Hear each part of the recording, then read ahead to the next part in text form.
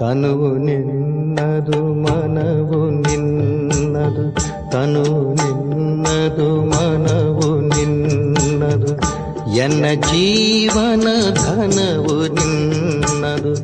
ನಾನು ನಿನ್ನವನೆಂಬ ಹೆಮ್ಮೆಯ ಋಣವು ಮಾತ್ರವೇ ನನ್ನದು. ತನು ನಿನ್ನದು ಮನವು ನಿನ್ನದು.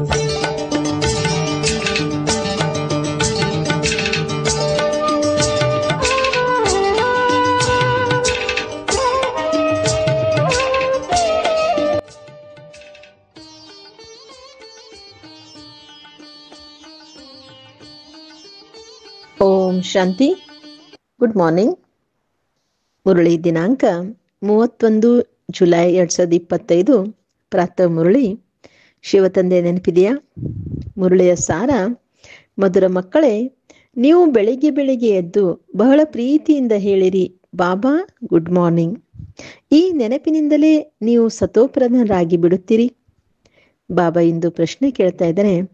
ಅಕ್ಯುರೇಟ್ ನೆನಪಿನ ಮೂಲಕ ತಂದೆಯ ಕರೆಂಟ್ ತೆಗೆದುಕೊಳ್ಳೋದಕ್ಕೆ ಮುಖ್ಯ ಯಾವ ಗುಣಗಳು ಅವಶ್ಯಕತೆ ಇದೆ?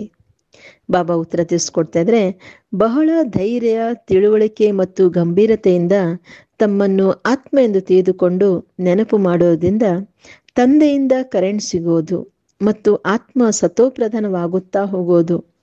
ನಿಮಗೆ ಈಗ ತಂದೆ ನೆನಪು ಸತಾಯಿಸಬೇಕು, ಏಕೆಂದರೆ ತಂದೆಯಿಂದ ಬಹಳ ದೊಡ್ಡ ಆಸ್ತಿ ಸಿಗುತ್ತದೆ. ನೀವು ಮುಳ್ಳಿನಿಂದ ಹೂ ಆಗುತ್ತೀರಿ. ಎಲ್ಲಾ ದೈವಿ ಗುಣಗಳು ಬರುತ್ತವೆ. ಓಂ ಶಾಂತಿ.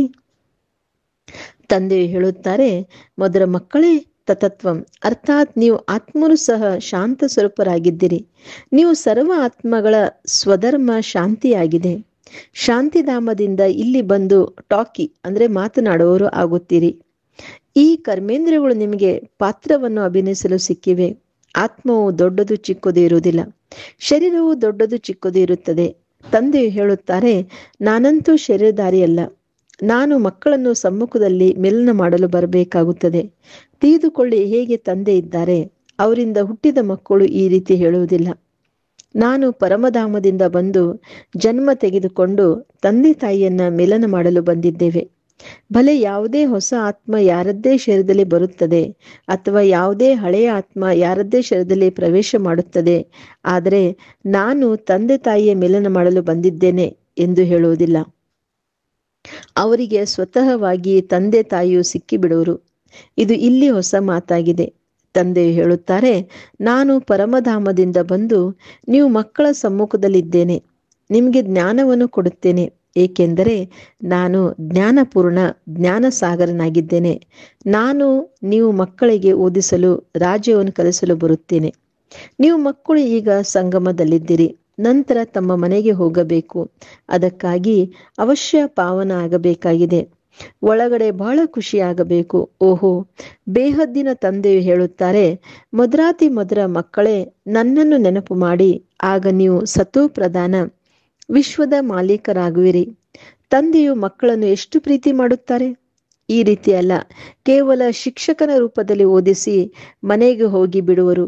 ಇವರಂತೂ ತಂದೆಯೂ ಹೌದು, ಶಿಕ್ಷಕರೂ ಹೌದು.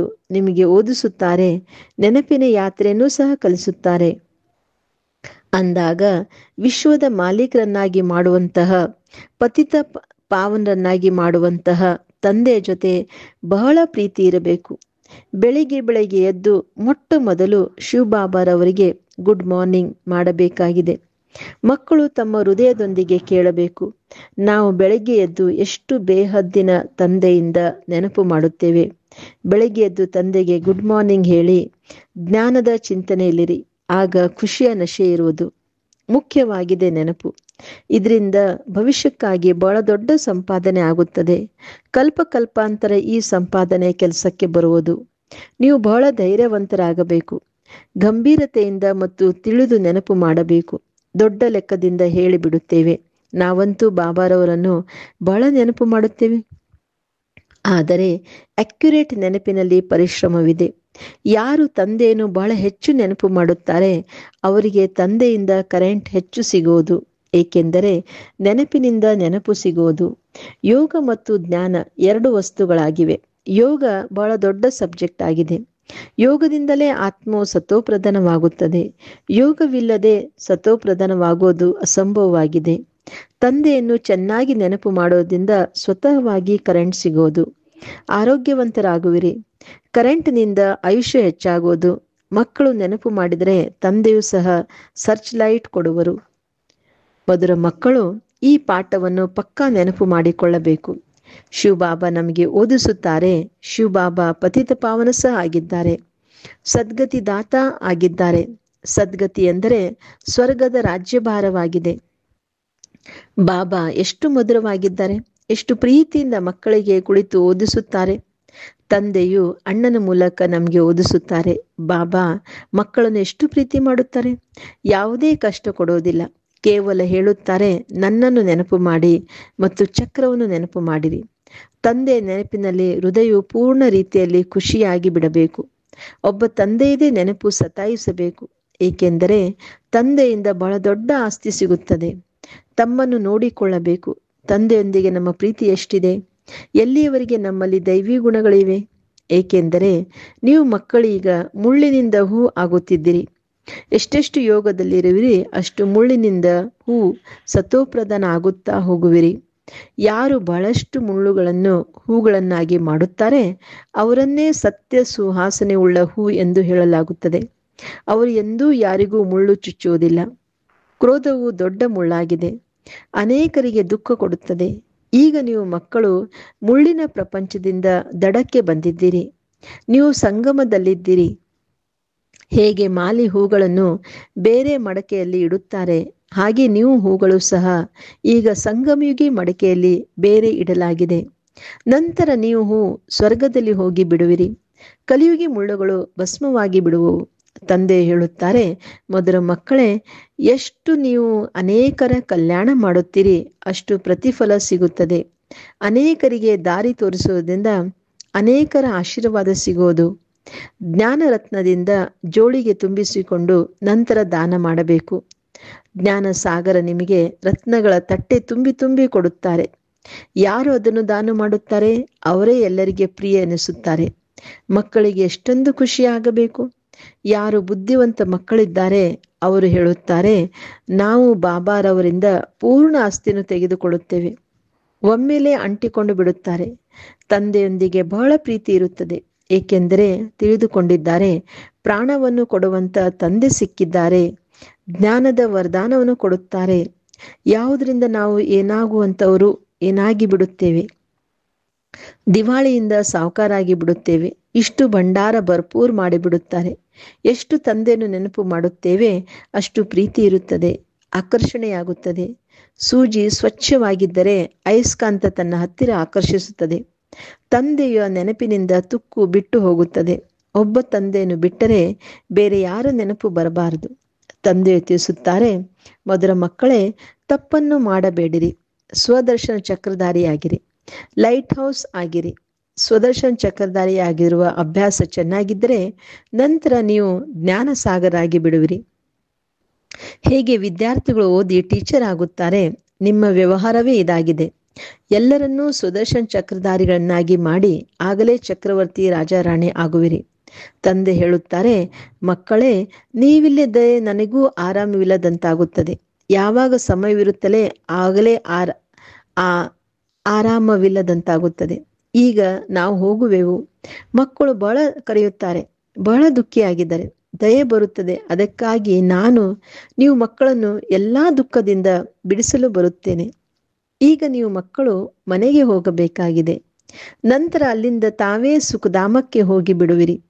ಅಲ್ಲಿ ನಾನು ನಿಮ್ಮ ಜೊತೆಗಾರನಾಗೋದಿಲ್ಲ. ತಮ್ಮ ಅವಸ್ಥೆ ಅನುಸಾರ ನಿಮ್ಮ ಆತ್ಮ ಹೋಗಿ ಬಿಡುತ್ತದೆ. ಎಲ್ಲಿ ಬಾಬಾ ತಿಳಿಸ್ಕೊಡ್ತಾ ಇದ್ದಾರೆ, ಸತ್ಯುಗದಲ್ಲಿ ಬಾಬಾ ನಮ್ಮ ಜೊತೆಗಾರ ಇರುವುದಿಲ್ಲ. ಕೇವಲ ಸಂಗಮ ಯುಗದಲ್ಲಿ ಮಾತ್ರ ಬಾಬಾ ನಮ್ಮ ಜೊತೆಗಾರ. ಅದಕ್ಕೋಸ್ಕರ ಈ ಸಮಯದಲ್ಲಿ ಮಾತ್ರ ಪರಮಾತ್ಮ ನಮ್ಮ ಸಿಕ್ಕಿದ್ದಾರೆ ಅಂದಮೇಲೆ ಅವನಿಗೆ ಎಷ್ಟು ಪ್ರೀತಿಯಿಂದ ನಾವು ನೆನಪು ಮಾಡಬೇಕು. ಒಳ್ಳೆಯದು. ಮಧುರಾತಿ ಮಧುರ ಅಗಲಿ ಹೋಗಿ ಮರಳಿ ಸಿಕ್ಕಿರುವ ಮಕ್ಕಳ ಪ್ರತಿ ಮಾತ್ಪಿತಾ ಬಾಪ್ದಾದರವರ ನೆನಪು, ಪ್ರೀತಿ ಹಾಗೂ ಸುಪ್ರಭಾತ. ಆತ್ಮೀಯ ತಂದೆಯ ಆತ್ಮಿಕ ಮಕ್ಕಳಿಗೆ ನಮಸ್ತೆ. ನಾವೆಲ್ಲ ಆತ್ಮಿಕ ಮಕ್ಕಳ ಆತ್ಮೀಯ ತಂದೆಗೆ ನೆನಪು, ಪ್ರೀತಿ ಹಾಗೂ ನಮಸ್ತೆ ನಮಸ್ತೆ ನಮಸ್ತೆ.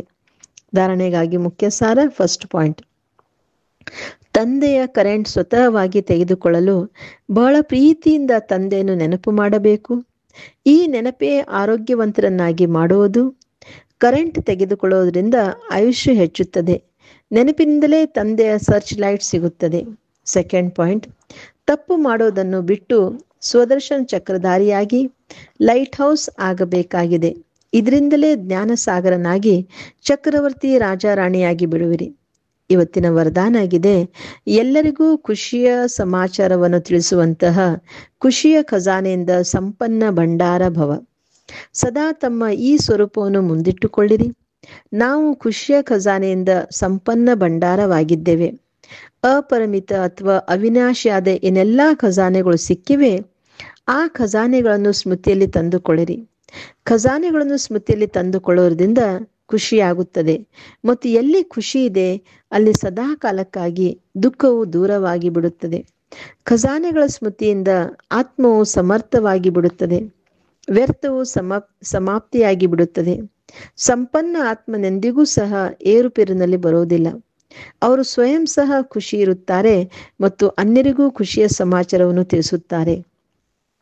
ಇವತ್ತಿನ ಸ್ಲೋಗನ್ ಆಗಿದೆ, ಯೋಗ್ಯರಾಗಬೇಕೆಂದರೆ ಕರ್ಮ ಮತ್ತು ಯೋಗದ ಬ್ಯಾಲೆನ್ಸ್ ಇಟ್ಟುಕೊಳ್ಳಿರಿ.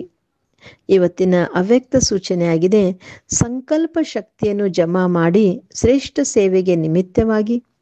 ಸೇವೆಯಲ್ಲಿ ಮುಖದ ಮೂಲಕ ಸಂದೇಶ ಕೊಡುವುದರಲ್ಲಿ ಸಮಯ ಹಿಡಿಸುತ್ತದೆ. ಸಂಪತ್ತನ್ನು ತೊಡಗಿಸುತ್ತೀರಿ, ಏರುಪೇರಿನಲ್ಲಿಯೂ ಬರುತ್ತೀರಿ, ದಣಿಯುತ್ತೀರಿ. ಆದರೆ ಶ್ರೇಷ್ಠ ಸಂಕಲ್ಪಗಳ ಸೇವೆಯಲ್ಲಿ ಇದೆಲ್ಲವೂ ಬಚಾವಾಗುವುದು. ಅಂದ ಮೇಲೆ ಈ ಸಂಕಲ್ಪ ಶಕ್ತಿಯನ್ನು ಹೆಚ್ಚಿಸಿಕೊಳ್ಳಿ. ದೃಢತೆ ಸಂಪನ್ನ ಸಂಕಲ್ಪ ಮಾಡಿ, ಆಗ ಪ್ರತ್ಯಕ್ಷತೆಯು ಬೇಗ ಆಗುವುದು.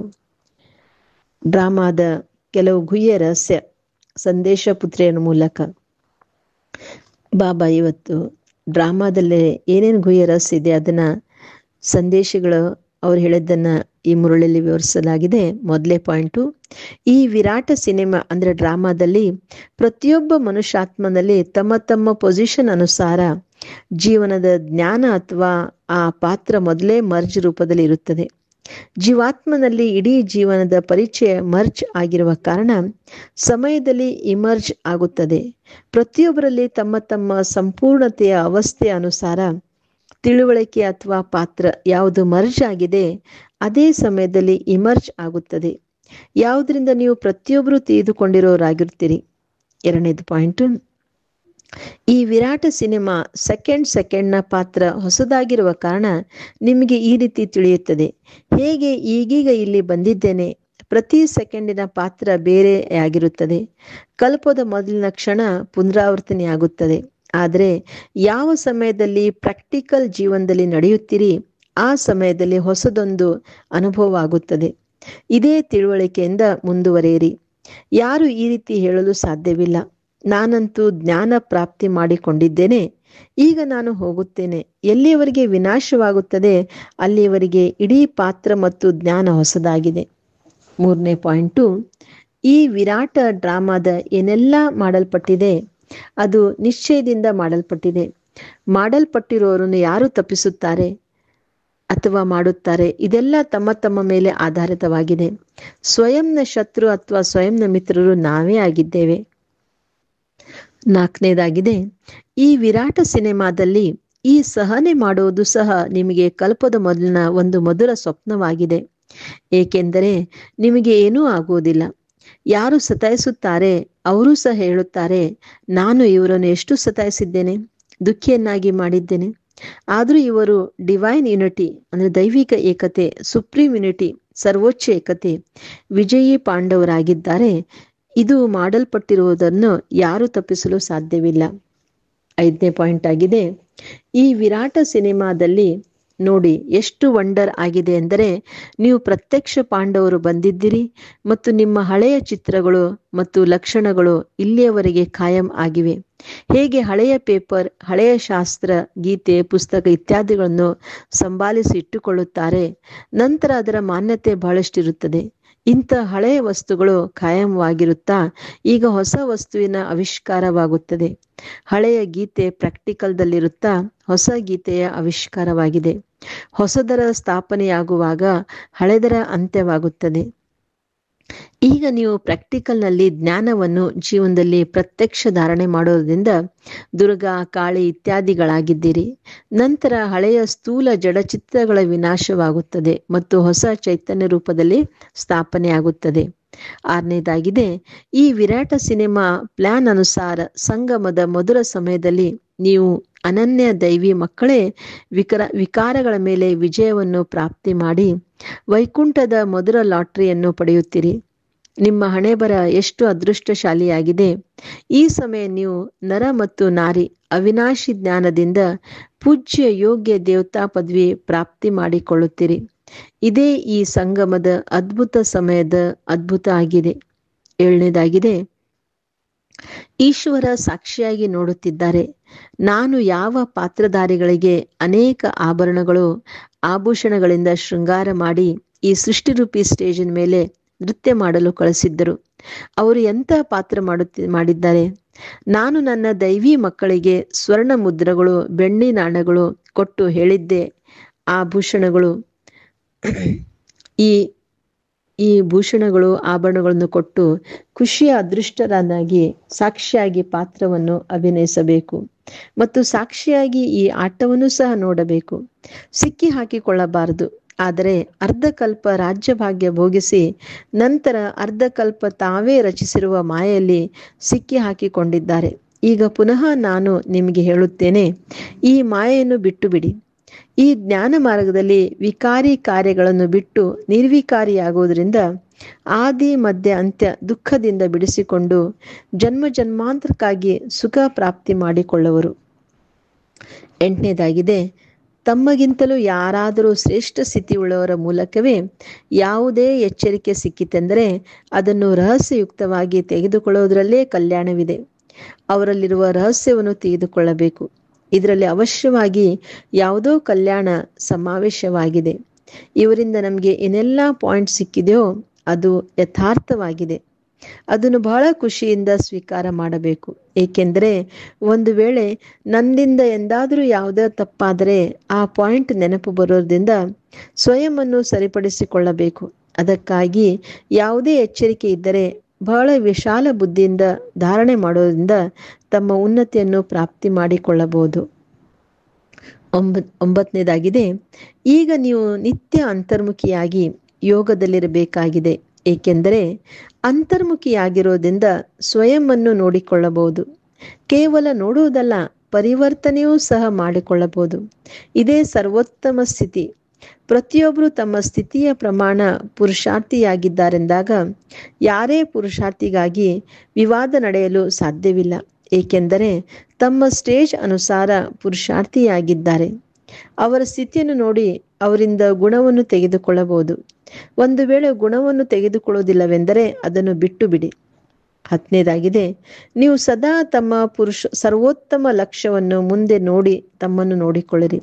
ನೀವು ಪ್ರತಿಯೊಬ್ಬರೂ ವ್ಯಕ್ತಿಗತ ಪುರುಷಾರ್ಥಿಯಾಗಿದ್ದೀರಿ. ನೀವು ತಮ್ಮ ಕಡೆ ದೃಷ್ಟಿ ಇಟ್ಟುಕೊಂಡು ಮುಂದೆ ಓಡುತ್ತಾ ಇರಿ. ಯಾರೇ ಬಲೆ ಏನಾದರೂ ಮಾಡುತ್ತಿರಲಿ, ಆದರೆ ನಾನು ನನ್ನ ಸ್ವರೂಪದಲ್ಲಿ ಸ್ಥಿತನಾಗಿದ್ದೇನೆ. ಅನ್ಯ ಯಾರನ್ನೂ ನೋಡಬಾರದು. ತಮ್ಮ ಬುದ್ಧಿಯೋಗ ಬಲದಿಂದ ಅವಸ್ಥೆಯನ್ನು ತೆಗೆದುಕೊಳ್ಳಬೇಕು. ಅಂತರ್ಮುಖಿಯ ಸ್ಥಿತಿಯಿಂದಲೇ ನೀವು ಅನೇಕ ಪರೀಕ್ಷೆಗಳನ್ನು ಪಾಸ್ ಮಾಡಬಹುದು. ಒಳ್ಳೆಯದು. ಓಂ ಶಾಂತಿ. ಓಕೆ, ಓಂ ಶಾಂತಿ. Have a nice day. Take care.